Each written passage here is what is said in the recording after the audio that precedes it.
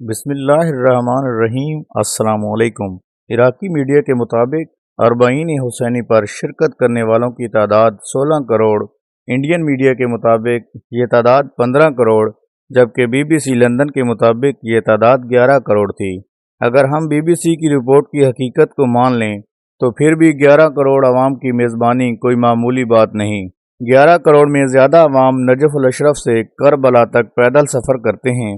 اس 80 سے 85 کلومیٹر کے درمیان آپ نے کسی کے ہاتھ میں کھانے پینے کا سامان نہیں دیکھا ہوگا اور نہ ہی آرام کرنے کے لیے کوئی بستر۔ بس ہر کسی کے ہاتھ میں علم مولا عباس یا اپنے ملک کا جھنڈا ہوگا۔ اس سفر کے دوران اپنے کہیں والدین کی انگلیوں کے ساتھ کمسن بچے چلتے دیکھے ہوں گے تو کہیں نوجوان اولاد کے ساتھ ضعیف العمر والدین، کہیں پر نوجوان مرد و زن تو کہیں عصا کا سہارا لیے بزرگ، اور کہیں معذور حضرات نواسہ رسول سے عقیدت اور محبت نبھانے کربلا کے راستے پر چل رہے ہوتے ہیں۔ ان تمام افراد کی خدمت کے لیے عراقی لوگ نہایت محبت اور خلوص سے ہر وقت تیار نظر آتے ہیں۔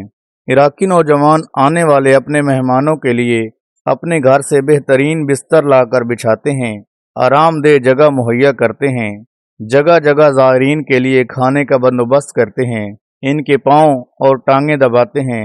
جو خدمت ایک نوکر اپنے مالک کی کرتا ہے، اس سے بڑھ کر خدمت عراق کے لوگ اپنے مہمانوں کی کرتے ہیں۔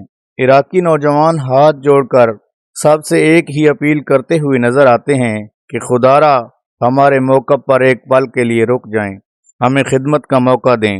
دنیا کے کسی کونے میں اس طرح کی میزبانی آپ کو نظر نہیں آئے گی جہاں آنے والے مہمانوں کے لیے اس محبت اور خلوص اور بلا تفریق حق کے میزبانی ادا کیے جائیں۔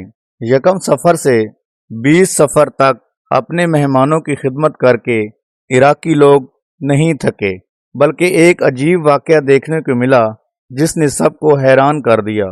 انسانی فطرت ہے تھک جانا، لیکن مفت میں صرف زائر امام حسین علیہ السلام سمجھ کر خدمت کرنا عراقی لوگوں کا امام حسین علیہ السلام سے محبت کا منہ بولتا ثبوت ہے۔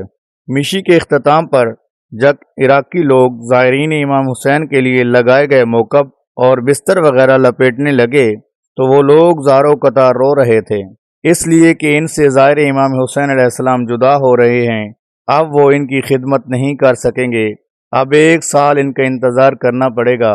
11 کروڑ کو مفت کھانا پینا اور آرام دہ بستر دے کر ان کی خدمت کر کے ان لوگوں کی تشنگی ختم نہیں ہوئی، بلکہ ان کے دل میں ابھی ارمان باقی تھا اور وہ لوگ زاروں قطار رو رہے تھے۔ یہ مہمان نوازی امام حسین علیہ السلام کے صدقے تھی۔ ہماری دعا ہے خدا وند کریم امام حسین علیہ السلام کے صدقے عراقی لوگوں کی اس محبت اور مہمان نوازی کو اپنی بارگاہ میں قبول فرما اور ان کی توفیقات میں اضافہ فرما۔ آمین ثم آمین۔